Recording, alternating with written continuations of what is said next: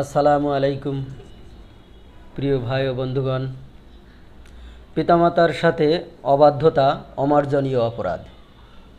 এই অপরাধের জন্য দুনিয়াতে বা মৃত্যুর পূর্বেও এর শাস্তি দেওয়া হয়ে থাকে।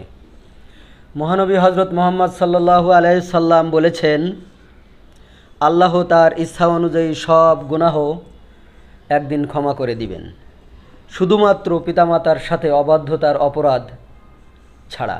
তাই প্রিয় ভাই ও বন্ধুগণ, আপনাদের বলছি, আল্লাহ ছেড়ে দেন কিন্তু ছাড় দেন না। সাবধান হয়ে যান। মহানবী সাল্লাল্লাহু আলাইহি সাল্লাম এ বিষয়ে কঠিন হুঁশিয়ারি করে বলেছেন, তোমরা যদি পৃথিবীতে পিতামাতা দুজনকেই পাও তাহলে তোমরা দুটি বেহেশত পেলে, আর যদি একজনকে পাও তাহলে একটি বেহেশত পেলে। তাই আমরা যারা স্ত্রীর কারণে পিতামাতাকে মারতে যাই এবং তাদের সাথে খারাপ ব্যবহার করি, সাবধান হয়ে যাই। এমন কাজ জীবনে যদি কোনোদিনও না করি। এ হাদিসটি মহানবী সাল্লাল্লাহু আলাইহি সাল্লাম